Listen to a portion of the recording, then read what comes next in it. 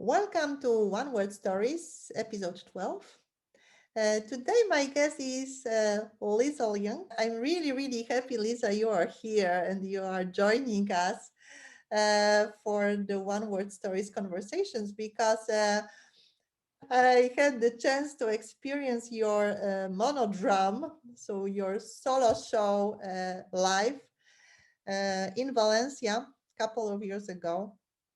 And I still remember it was really an incredible experience. So when I think of Lisa, I think of you, first of all, as an actress, second of all, as the author of the solo show, The Earth Odyssey, and third of all, of an adult third culture kid who is a game changer for third culture kids, for people who are moving around the world, because you actually give them the possibility to go through kind of catharsis in your show and go back to the roots of the theater, really this, Greek theater roots, so that people by watching can relate to their own situation much, much better way. Lisa, a warm welcome. Thank you. I'm so happy to be here. Thank you, Joanna. So tell us, what is the story behind the Elizabeth Liesel Young? So Elizabeth is my real name, and but I've always been called Lisa by my family. That's just the nickname. And other Elizabeths do use Lisa as a nickname. It's just less common. Most Elizabeths become Liz or Beth. But it's I always make sure to say I'm Elizabeth Liang in professional places, and because as an actress, I kept that name. I didn't take on a stage name.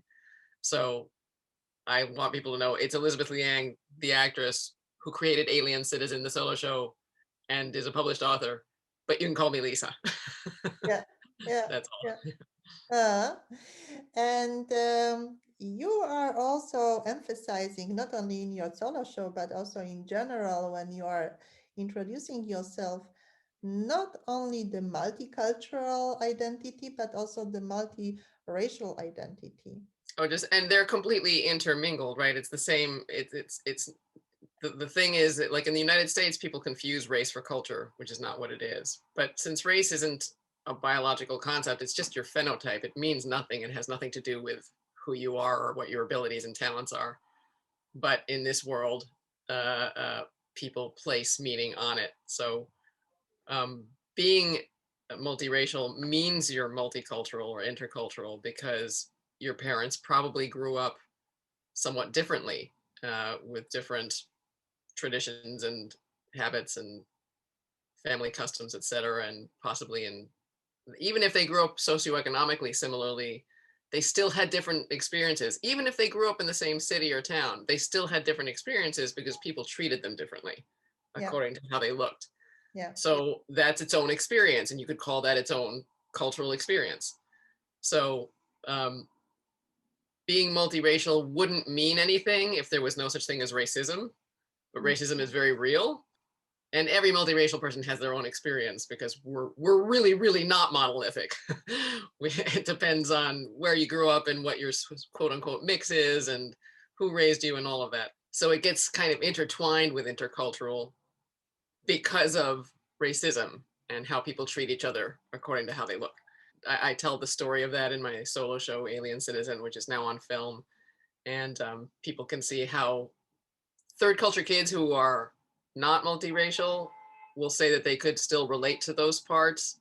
And multiracial people who are not third cultural kids can say that they can still relate to the TCK parts because there's just so much crossover. So because we're both cross-cultural kids under that larger umbrella.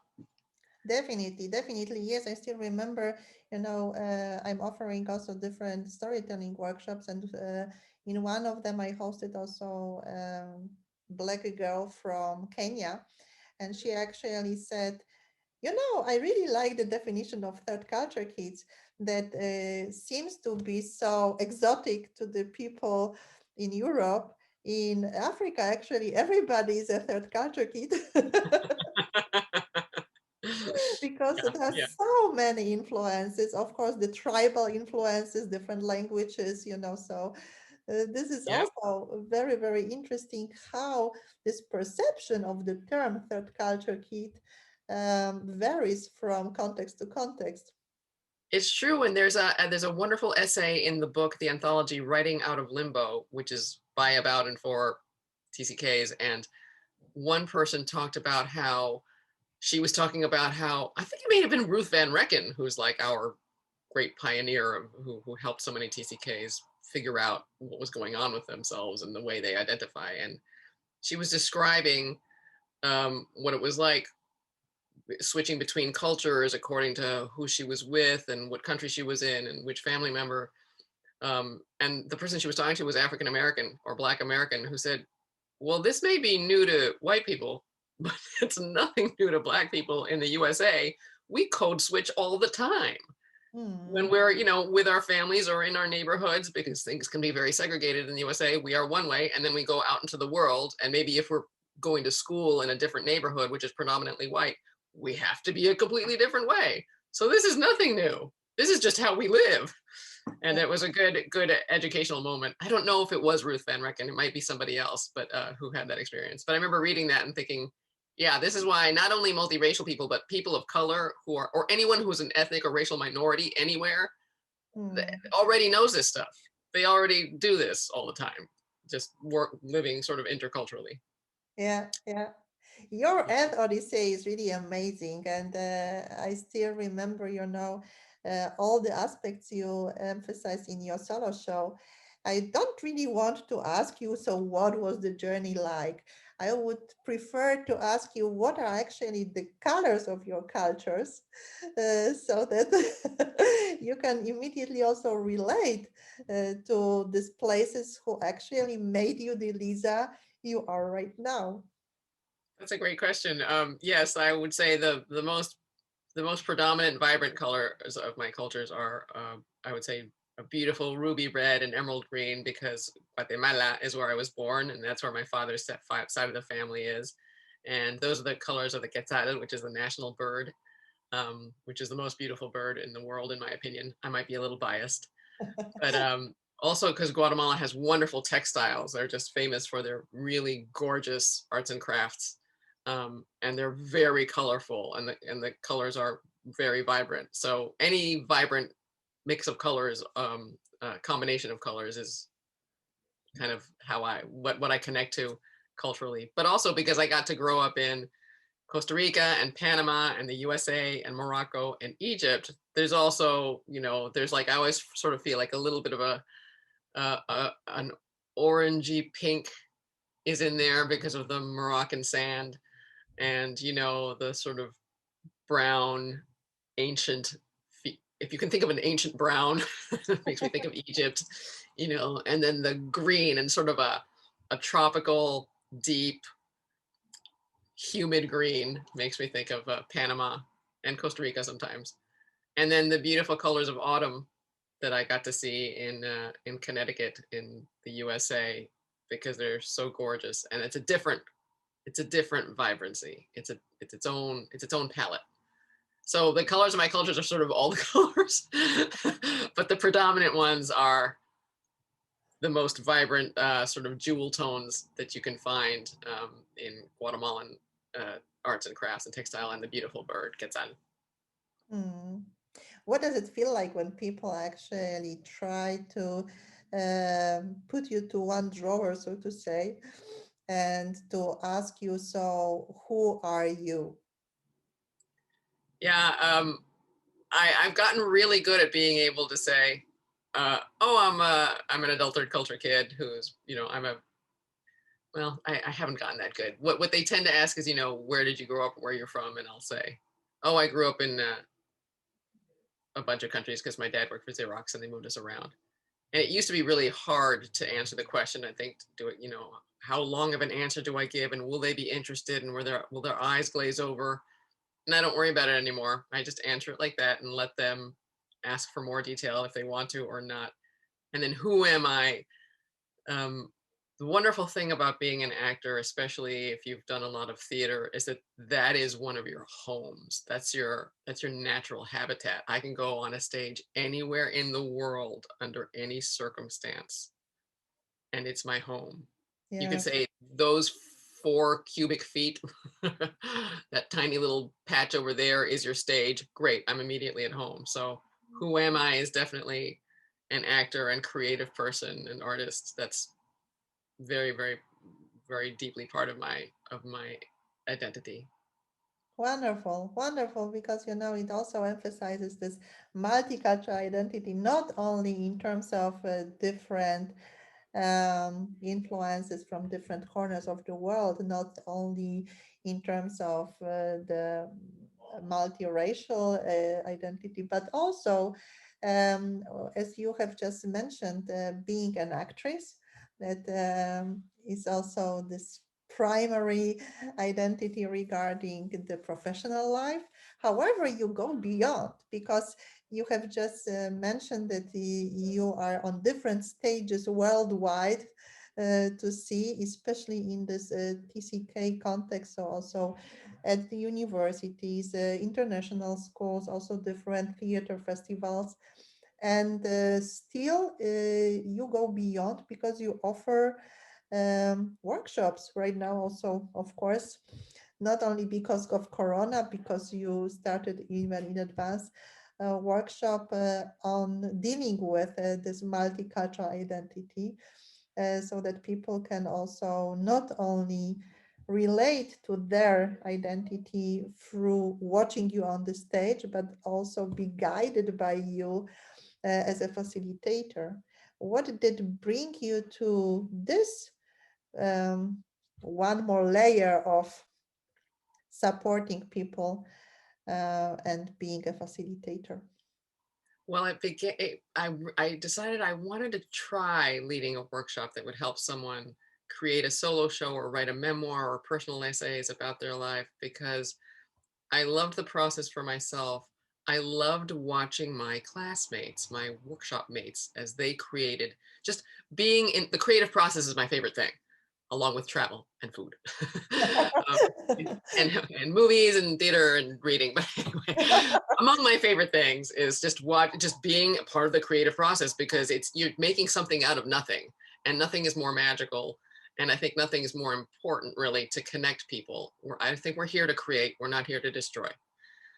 So I just wanted to be a part of that and help someone through that. And I also realized I know how to ask certain questions and respond to certain responses as someone who grew up the way I did. I'm not going to say, what was that like? And Mhm. expect someone, in 1 or 2 sentences to describe how it was to spend 3 years in Mongolia. I'm a little more gentle about the questions and when they say something that I don't recognize because I have no life experience with it, I know how to respond without making them suddenly feel othered or alienated or like they're the weird one. Yeah, yeah. Because that can be really hard, especially when you're first telling stories and sharing them or expressing them in some creative way. If people look at that and say, "What is that?" But I don't get that. Mhm. That can just shut you down. I also find it rude. Yeah, yeah. So I noticed that I had a feeling there's other people who want to tell their stories and they're hesitant because they're not sure there's anyone out there who's going to listen in a way that will make them feel encouraged rather than either discouraged or like they suddenly have to be an encyclopedia and explain every single possible facet of this life experience to this person so that they can finally understand it so we can move on to the next part of the story without making them feel like they have to explain a lot instead of telling a story, which is different. Exactly, and exactly. um and I also realized I'm very story driven, and I thought if I can just do this as my job, even part time, it would be so good for my soul. You have just also used this word that it's so important to see the other person, and from the narrative perspective, we know that we can even talk about another someone. Yeah. Yeah. So you have also given your company the name Intercultural Storytelling. How do you actually unother the person in your workshops? What ideas, what inspirations do you share with people who join your workshops? I what I try to do is help it be the easiest thing in the world to sit down and write. So I always remind them, look, I and everyone I know who's ever created something, especially something on that's a script, have written people's favorite scenes in 10 minutes. You can tell your story. You don't have to take a 4 week or 5 month retreat to in the woods to be alone and write Moby Dick or whatever it is. You can literally set a timer, and in 4 minutes or 10 minutes or 20 minutes, whatever you have, just say, in these 4 minutes I'm going to write that story about the bicycle, and then write it. And it gives you permission to not have to get precious or to self-censor or to edit it or anything, because there's no time. There's no time at all. So, and in the workshops, it's group workshops normally, so people feel um, part of a community and they're part of a group, and they're all doing this together separately, telling their own stories, but they know everyone else is doing it, and there's just something comforting and encouraging about, oh, we're all doing this, okay.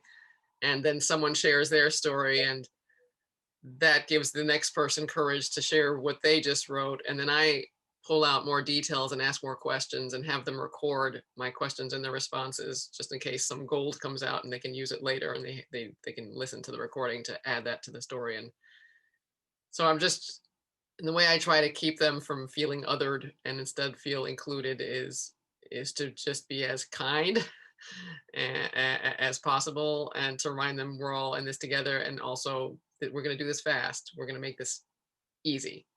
We're not going to try to skillfully craft a perfect final draft today, because it's impossible. And it's that's the what I get from my participants a lot. What they tell me a lot is that I demystified writing and creating for them, and made it so much more accessible and easy than they had thought it would be. And that's, I if I die knowing that I help people do that, then I can die knowing I did something good. It sounds fantastic because, when I think of working with stories, actually, I have immediately these two, let's say, extreme situations in front of my eyes. And both happened to me. The very first one is the group of people who say, okay, wait a second, but I have no interesting story to tell. Right.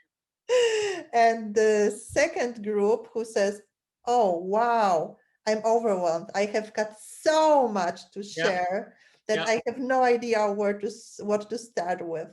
Yep. I get those too. That's why it helps to have really open-ended but evocative writing prompts. Something that's like one of my favorite ones is, think of a time in your life. The first time in your life that comes to mind is perfect. How old were you? Where were you? What was your greatest need? What did you do to try to fulfill that need? It could have been a functional way to go after it, or a dysfunctional way to go after it, or both, doesn't matter. And what were the obstacles? Boom. And Hmm. then it does not matter if you didn't fulfill the need. Just the story is what matters. And I give them 5 minutes. Oh, wow. Yeah. And then there's no time for them. The first thing that comes up, and frequently what comes up, is something that happened around the age of 5. There's something in everybody's psyche that, like, 5 years old, they really needed something from a parent, or from the grown up, or from something in their life. They're just trying to think of a moment that comes up for them based on that prompt. It leads us to also one more really important issue. namely, how can we actually create the spaces of psychological safety that people from different groups feel safe enough to share also the stories of vulnerability. Yeah, right, because it's crucial that we be brave enough to be vulnerable in order to make connections, but it's also crucial that we not put ourselves in danger, in actual danger. So yeah, I think it's just incumbent on those of us who, like myself, lead workshops and want to help people tell their stories, but also it's incumbent on every organization and corporation and nonprofit and educational institution that says it wants to, highlight different voices and include people and make things as inclusive as possible, to then do the work. Don't hire one person to lead one lecture about diversity. Are you kidding me? Mm. Yeah. We have to look deep into ourselves. We have to look into our own notions and biases. Everybody has them. Nobody doesn't have biases, and read more and not go to your one friend of color as this is a thing in the USA. They have the one black friend, the one Asian friend, and it will get easier. You will learn more. We will be able to listen better. We will hear more stories. We will be more enriched. We will be fuller, more more more creatively fulfilled humans just by hearing and watching all these different stories. What is the very first thing, accordingly to you, that we desperately need to unlearn? We really need to have learned a whole lot this past year about what kind of world we want to be in. Oh, that it's at least in the USA, and I know on other parts of the world, that it's acceptable that there are people who have less access, less power, less money, less of everything, and they're the ones keeping the world going. Yeah. They're the ones making sure that the food supply is filled. Yeah. They're the ones driving to pick up the food to bring to you because you don't want to go out there, and I don't blame you, but they're at risk. Like that, the people at most risk are the most already vulnerable and have lost the most. The whole world needs to fix that, in my opinion. Mm. Yes, because when we talk about this dominant narratives, of course, these are, yes, the narratives of power, of privilege. And it always is really interesting to just watch who is entitled to share story in a very, very loud voice and whose voice isn't heard. How we actually can acknowledge these voices that are not heard or haven't been heard for such a long time and nobody bothered. Yeah. So these are also the movements that are obviously very, very active in different corners of the world, not only in the United States. I still remember one exchange with people from Africa, South Africa, Uganda, Kenya, when I was offering a workshop, and it was, this combination of art, storytelling, cross-cultural coaching. They said, "Oh, why do you use the term people of color? All of us, we've got different colors. It doesn't make any sense. In Africa, people are black, white, and other colors. Why do you use the term?" So, also this world of obviousness, yeah? How such a simple question can simply, lead to questioning our narratives.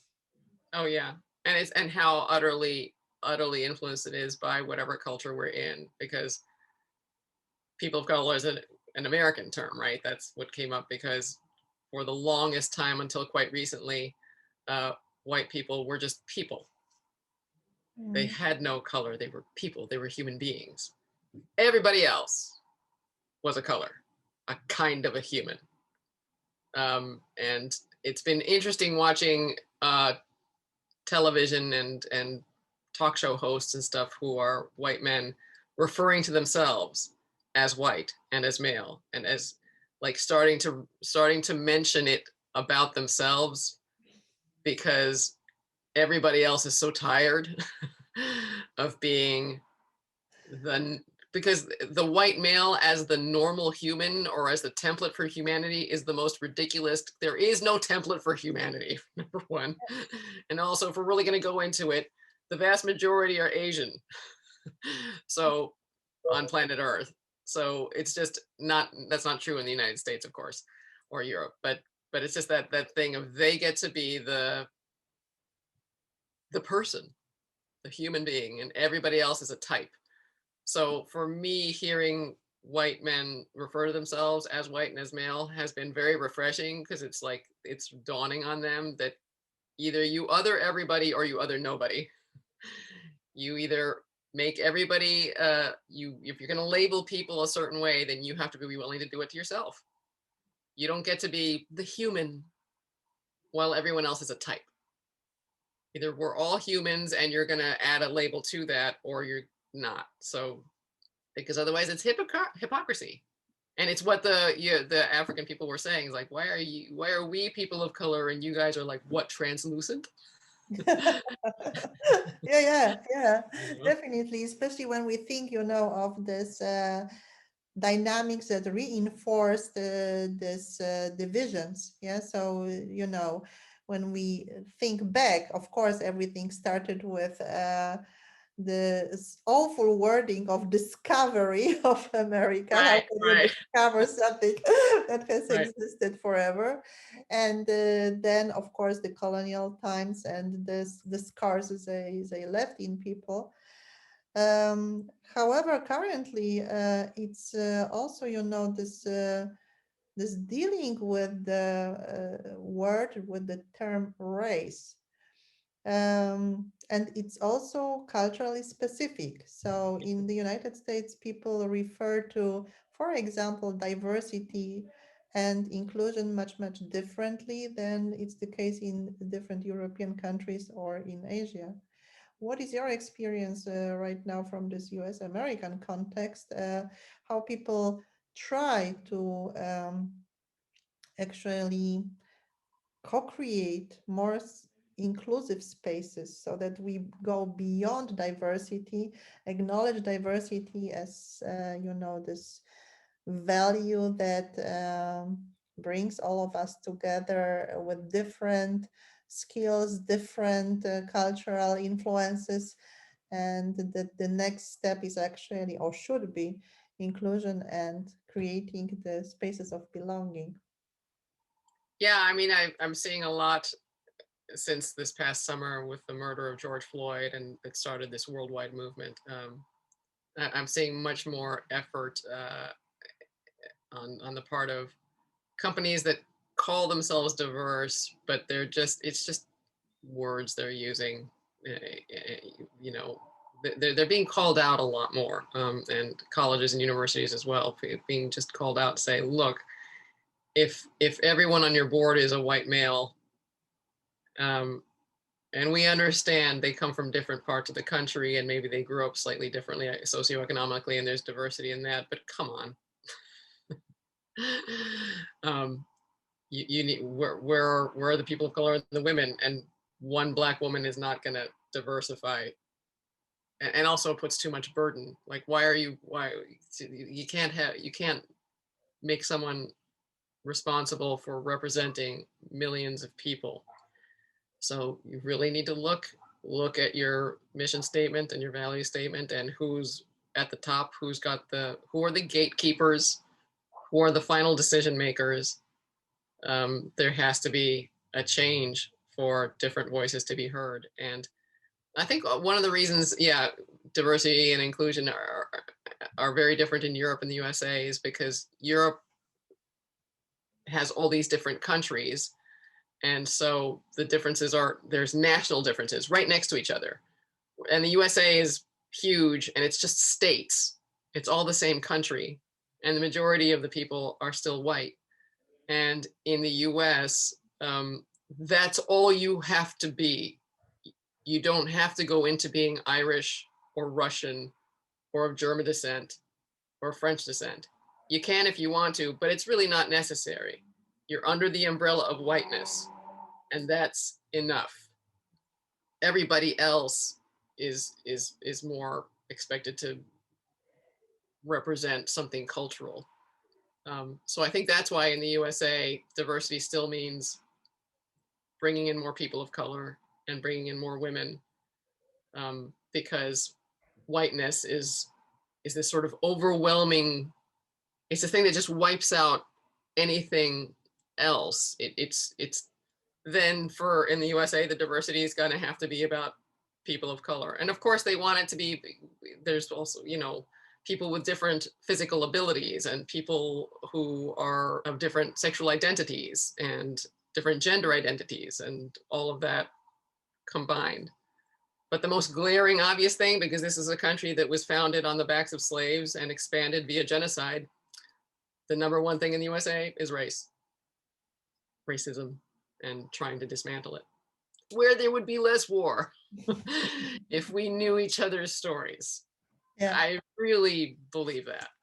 yeah, yeah, definitely, definitely. Yes, this is really this power of working with stories, and that people can connect at the human level Yeah, and really forget biases and stereotypes and really um, listen for understanding, not listen to criticize, not listen to add immediately own reaction and own experiences, but really to listen and to even ask further questions for better understanding.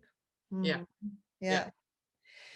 So this leads me also to one more question for better understanding the situation that all of us we are currently right now. What is, or maybe what was, this just one word that supported you during these uncertain times? Perseverance. Because inspiration will run dry. And the problem with the word perseverance is it sounds like you're just muscling through. And I would like to add the caveat that in order to persevere, we need to take the kindest care of ourselves possible, or we can't persevere. So it's part of perseverance is getting enough sleep and taking time off and eating well, drinking a lot of water, being well hydrated, spending time even virtually with friends, doing the things that fill us or that comfort us so that we can take a breath and persevere and come out the other side. How did your experience with, moving so frequently, so also landing in this uncertainty, ambiguity context, helped you actually to, deal with the situation right now? I think that you know how people have been saying human beings are really very adaptable, so we're going to be able to get through this pandemic. A year ago, I remember hearing people saying that and thinking it's true. And people who grew up in a lot of different countries or moving a lot, even domestically, had to adapt at a moment's notice. So I think I was able to adapt pretty quickly to the pandemic and just put my nose to the grindstone and worked for my small business and tried to you know offer more workshops and reach more people. And I think it also helped me know that I can overdo that. So I'm able to realize, oh, Lisa, you need to step away and go take a break. Because another thing, the dark side of the coin is that we do just muscle through and Hmm. don't take a time to think of how we're feeling or to do nothing. Just do nothing. Just lie down and do nothing. You Hmm. don't have to adapt and you don't have to perform and make people feel like you're one of them or that you can take breaks. So I think it helps to have learned that sort of the hard way growing up the way I did. Yeah, yeah, definitely. I can relate to it so much because, especially last year was really, really intense because me myself, just like many of us, I guess most of us, had to re-narrate Yeah. what would be the next step in the professional context, some people in the personal context, many people who have relocated. So also this meaning making, questioning decisions, very tough processes. Yeah. Very true. Yeah. So having a break and having a kind of lightness in taking a second look at the situation from another perspective is definitely something that sounds like a good option in these times. Yeah. Yeah. Give yourself a moment. Give yourself moments. Yeah. So, Lisa, thank you very much. Thank you for joining. Thank you for sharing also your stories on so many aspects because, oh, it was a, a journey from the theater stage to the workshops. Yeah, and of course, diversity and inclusion. And I'm really grateful for all your insights. It's always a pleasure to talk to you. So, I wish you lots of wonderful moment with the participants of your workshops and of course also with the audience when the real stage can be the place of fulfillment and blossoming and not only the virtual one. Thank you. It's been a pleasure to be here. It's so great to see you, Joanna. So glad that you're well. And I'm very honored to have been asked to be on this podcast. So thank you. Thank you very